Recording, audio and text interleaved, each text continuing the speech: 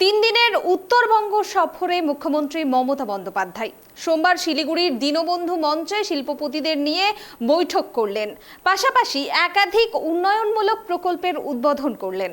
বৈঠকে উত্তরবঙ্গের পর্যটন, হস্তশিল্প ও ক্ষুদ্র শিল্পের সম্ভাবনার দিকটি গুরুত্ব দিয়ে তুলে ধরা হয় এবং শিল্পোদ্যোগীদের সঙ্গে সরাসরি কথা বলে তাদের পরামর্শ ও সমস্যা সমাধানের চেষ্টা করেন মুখ্যমন্ত্রী। পাশাপাশি আগামী দিনের পরিকল্পনার কথা শিল্পপতিদের সামনে ঘোষণা করলেন রাজ্যের মুখ্যমন্ত্রী মমতা বন্দ্যোপাধ্যায়।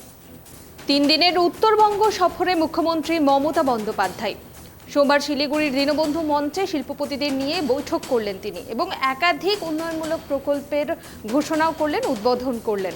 এবং এ বিষয়ে আমরা বিস্তারিত জানবো এই মুহূর্তে। আমার সঙ্গে লাইভ রয়েছেন আমাদের প্রতিনিধি গ্রাউন্ড জিরো থেকে দেবযানী। মুখ্যমন্ত্রী মমতা বন্দ্যোপাধ্যায় আজকে শিল্পপতিদের সঙ্গে বৈঠকে কি ঘোষণা করলেন মূলত?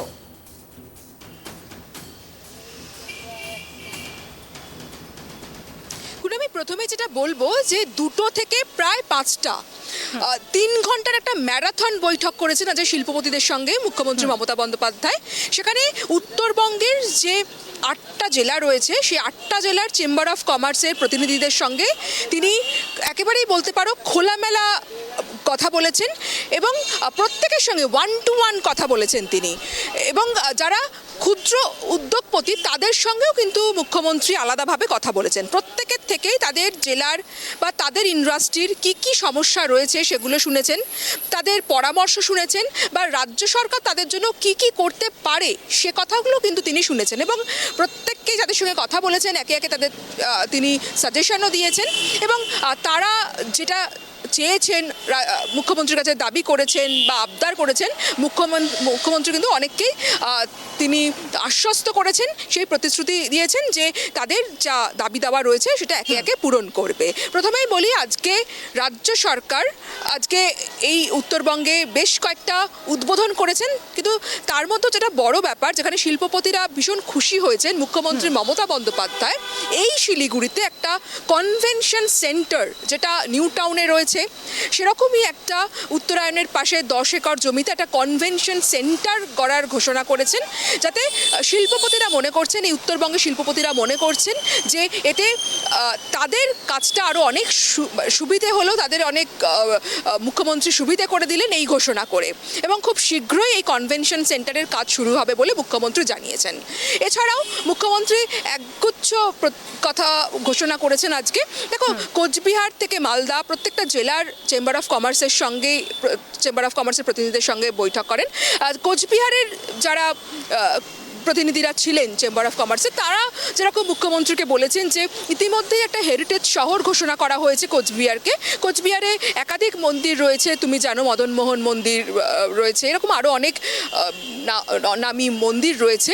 সেই মন্দিরগুলোকে এক সুতোয় বেঁধে একটা পর্যটন কেন্দ্র সেখানে গড়ে তোলা যেতে পারে।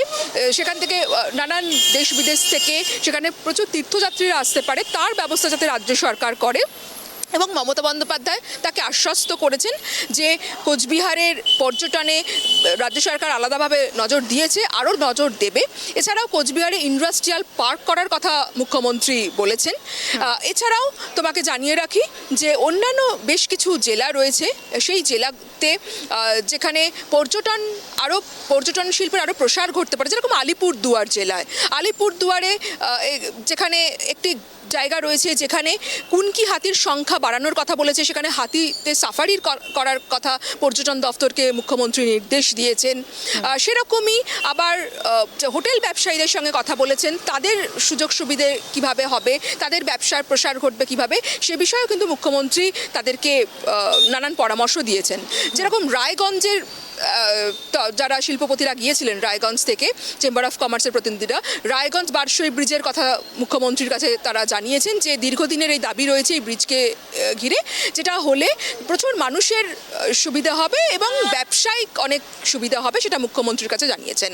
তোমাকে জানিয়ে রাখি যে মাকনা যারা চাষ করেন, মাকনা শিল্পী যারা রয়েছে, তারা মুখ্যমন্ত্রীর কাছে আজকে দাবি করেছিলেন যে এই যে শুকনো খাবার, এই খাবারটা এই শুকনো ফল যেটা বিহারে সব থেকে বেশি উৎপাদিত হচ্ছে, পশ্চিমবঙ্গ বিহারের সঙ্গে এখন টেক্কা দিচ্ছে যেমন মালদা উত্তর দিনাজপুর এই দুটো জেলায় মাকনার চাষ বেশি হয়। তো তারা বলছে যদি কৃষি কর মাকনার ওপর থেকে তুলে নেওয়া হয় তাহলে তাদের এই চাষ বা এই শিল্প আরও গতি পাবে।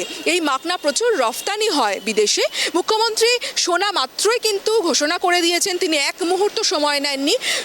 তার যে এই প্রস্তাব দিয়েছেন যে মাকনার যে শিল্পপতি, যিনি উদ্যোগপতি মাকনা নিয়ে ব্যবসা করেন, তার প্রস্তাব শোনা মাত্রই মুখ্যমন্ত্রী কিন্তু মাকনার ওপর থেকে কৃষি কর তুলে নিয়েছেন। এছাড়াও চা শিল্পের সঙ্গে যুক্ত যারা তারা ছিলেন, তারা প্রত্যেকেই মুখ্যমন্ত্রীকে অনেকেই ধন্যবাদ জানিয়েছেন যে চা শিল্পের যেভাবে অগ্রগতি হয়েছে, যেখানে উত্তরবঙ্গ যেহেতু মূলত বেশ অনেকগুলো জেলা চা বলয়, সেখানে অনেক মানুষ এই চা শিল্পের সঙ্গে সরাসরি যুক্ত রয়েছে। চা শ্রমিকদের মজুরি বাড়ানো থেকে শুরু করে আবার অনেক ছোট ছোট চা বাগান যেগুলো বন্ধ হয়ে যাচ্ছে, সমস্যার মুখে পড়ছে, সেগুলো মুখ্যমন্ত্রীকে তারা জানিয়েছেন এবং এর জন্য মমতা বন্দ্যোপাধ্যায় ঘুরিয়ে কার্যত কেন্দ্রকেই দায়ী করেছেন। এবং যেহেতু এই উত্তরবঙ্গের কোচবিহার ছাড়া অন্য লোকসভা কেন্দ্রগুলো বিজেপির দখলেই রয়েছে, ফলে ভোটের সময় সে চা বলায় বিজেপি একরকম প্রতিশ্রুতি দেয়, ভোট মিটে গেলে তারা তাদের প্রতিশ্রুতি ভুলে যায়। সেটা কিন্তু মমতা বন্দ্যোপাধ্যায় আজকের এই বিজনেস সামিটে মনে করিয়ে দিয়েছেন। এবং যারা চা শিল্পের সঙ্গে যুক্ত যে মানুষজনরা এসেছিলেন তারা কিন্তু একদম মুখ্যমন্ত্রীর সামনে তারা খুব স্পষ্ট করে দিয়েছেন যে তারা যদি কেন্দ্রের থেকে কোনো রকম সাহায্য না পায়, যে প্রতিশ্রুতিগুলো দেওয়া হয়েছিল সেগুলো যদি পূরণ না করে কেন্দ্রের প্রতিনিধিরা, তাহলে তারা কিন্তু একটা বড়সড় আন্দোলনের পথে যেতে পারে এবং রাজ্য সরকার যেন তাদের পাশে থাকে, তাদেরকে সমর্থন করে। দেখো, আজকে মমতা বন্দ্যোপাধ্যায় প্রত্যেকের সঙ্গে, যেটা তোমাকে বললাম, প্রত্যেকটা শিল্পের সঙ্গে আলাদা আলাদা করে কথা বলেছে, আলাদা আলাদা করে সময় দিয়েছেন তিনি। এবং যারা বাংলার কয়েকজন শিল্পপতি, হর্ষ নেওটিয়া থেকে শুরু করে আরও অনেকেই, তারা কিন্তু এখানে এসে উত্তরবঙ্গে তাদের কিভাবে ব্যবসার প্রসার ঘটেছে, যেমন মাকাই বাড়ির যিনি ডিরেক্টর আছেন তিনিও এসেছিলেন, সেখানে তাদের বক্তব্যে বারবার তুলে ধরেছেন যে উত্তরবঙ্গে তাদের ব্যবসার কিভাবে প্রসার ঘটেছে এবং উত্তরবঙ্গে আগামী দিনের জন্য উত্তরবঙ্গে একটা বড় সম্ভাবনার জায়গা রয়েছে এই শিল্পে। এবং চা শিল্প শুধু নয়, এখানে হোটেল ইন্ডাস্ট্রি। ধন্যবাদ দেবযানী। আপনাদের আবারও একবার জানিয়ে রাখবো, আজকে মুখ্যমন্ত্রী উত্তরবঙ্গ সফরে বিভিন্ন প্রকল্পের যেমন ঘোষণা করেছেন, তেমনই শিল্পপতিদের সঙ্গে মুখ্যমন্ত্রী বৈঠকে বিভিন্ন কিছুর ঘোষণা করেছেন এবং উত্তরবঙ্গের জেলাগুলির বিভিন্ন বণিক সভার সঙ্গে শিলিগুড়িতে নর্থ বেঙ্গল বিজনেস মিট 2025 থেকে পুলিশের উদ্দেশ্যেও কড়া বার্তা দিয়েছেন এবং শিল্পপতিদের তাদের ব্যবসা ও তার বৃদ্ধির প্রয়াস পরিকল্পনা নিয়ে মুখ্যমন্ত্রীর সঙ্গে বিস্তারিত আলোচনা হয় এদিনের বৈঠক থেকে।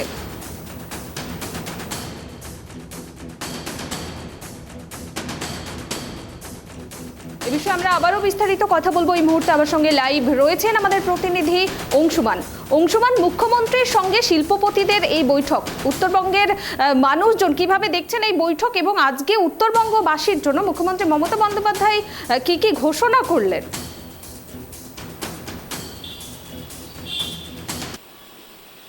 দেখো, উত্তরবঙ্গে রাজ্যের মুখ্যমন্ত্রী সফরের আজ যে প্রথম দিনই ছিল একটা বাণিজ্য সম্মেলন, অর্থাৎ শিল্পপতিদের সঙ্গে বৈঠক। এই শিল্পপতিদের বৈঠক কিন্তু আজকে যথেষ্ট তাৎপর্যপূর্ণ হয়েছে এবং মুখ্যমন্ত্রী বুঝিয়ে দিয়েছেন যে শিল্প স্থাপনে মুখ্যমন্ত্রী একদম পিছপা হবেন না এবং সেটা পর্যটন ক্ষেত্রেই হোক এবং বড় বড় শিল্প গঠনের ক্ষেত্রেই হোক, কোনো কিছুতে পিছপা হবেন না। প্রথমতেই বলে রাখি যে পর্যটনের উন্নয়ন প্রকল্পে তিনি কিন্তু একাধিক প্রকল্প ঘোষণা করেছেন এবং আগে বেশ কিছু যেগুলো করা হয়ে গেছিলো সেগুলোও কীভাবে ব্যবহার করা যায় সেটাও কিন্তু বিস্তারিতভাবে শিল্পপতিদের বুঝিয়ে দিয়েছেন। এর মধ্যে যেমন আজকে যেটা উদ্বোধন করলেন জলপেশ মন্দিরের মধ্যে একটা স্কাই ওয়াক এবং কুচবিহার আলিপুরদুয়ার যে পর্যটনের ক্ষেত্রে, সেখানে পর্যটনকে যদি উন্নয়ন করা যায় তাহলে কিন্তু সেই ক্ষেত্রে বিভিন্ন ছোট বড় কাজের সুযোগ সুবিধা হবে, সাধারণ মানুষের বেকারদের কাজের সুবিধা হবে, সেটা বুঝিয়ে দিয়েছেন। কিন্তু মূল যেটা শিল্পপতিদের সঙ্গে বৈঠক, সেখানে কিন্তু অনেকগুলো প্রস্তাব আছে। যেমন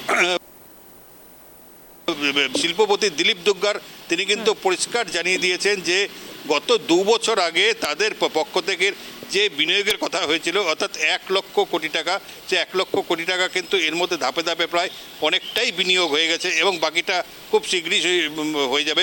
এবং এই যে বিনিয়োগের ফলে কিন্তু প্রচুর কর্মসংস্থান বাড়ছে এবং বিভিন্ন আইটি পার্কগুলো রয়েছে, সেখানেও আইটি পার্কগুলো কাজ কিন্তু দ্রুত গতিতে এগিয়ে যাচ্ছে, সেখানেও ধীরে ধীরে উত্তরবঙ্গ মানুষের কর্মসংস্থান হচ্ছে।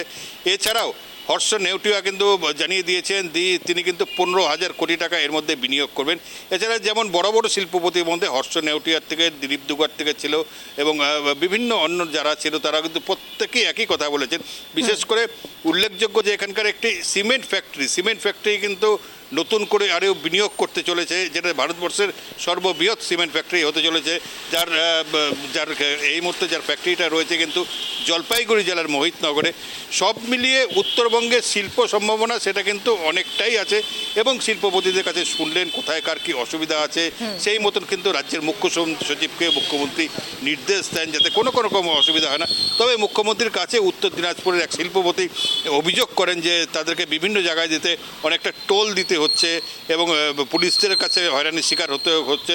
মুখ্যমন্ত্রী তৎক্ষণাৎ কিন্তু সেই বিষয়ে সমস্ত ব্যবস্থা নিতে বলেন রাজ্যের মুখ্য সচিবকে। আজকের এই যে শিল্পপতিদের বৈঠকের পরে এক কথা যদি বলা যায় যে উত্তরবঙ্গে কিন্তু এক ঝাঁক উন্নয়নের ডালিনে মুখ্যমন্ত্রী আজকে সেটা ঘোষণা করলেন এবং শিল্পপতিদের সঙ্গে আলোচনা করে এবং শিল্পপতিদের বিভিন্ন পরামর্শ নিয়ে কে কোথায় শিল্প স্থাপন করতে যায় সেগুলো মনোযোগ দিয়ে শুনলেন এবং সেটা কতটা সুরাহা করা যায় সেই বিষয়ে কিন্তু তিনি আজকে নির্দেশ দিয়ে চলে গেলেন। যে কিন্তু এই যে শিল্প সম্ভাবনা রয়েছে, কিছু জায়গায় হয়তো ইলেকট্রিসিটির অসুবিধা রয়েছে, কারো জমির সমস্যা রয়েছে, জমি পেতে সমস্যা হচ্ছে, কারো ফায়ারের লাইসেন্সের সমস্যা হচ্ছে, তিনি কিন্তু সবারটা সমস্যা মিটিয়ে দেওয়ার চেষ্টা করলেন। এক কথায় আজকের বৈঠক খুবই ফলপ্রসূ এবং উত্তরবঙ্গবাসীর কাছে এটা একটা খুবই একটা ভালো দিক যে এখানে অনেকগুলো শিল্প আছে, যেভাবে বিনিয়োগ হচ্ছে এবং আগামী 5 বছরের মধ্যে এখানে প্রায় 1,17,000 কোটি টাকা বিনিয়োগের সম্ভাবনা রয়েছে। এই কথা কিন্তু আজকের এই বৈঠকের পরেই জানতে পারা গেছে। ধন্যবাদ অংশুমান।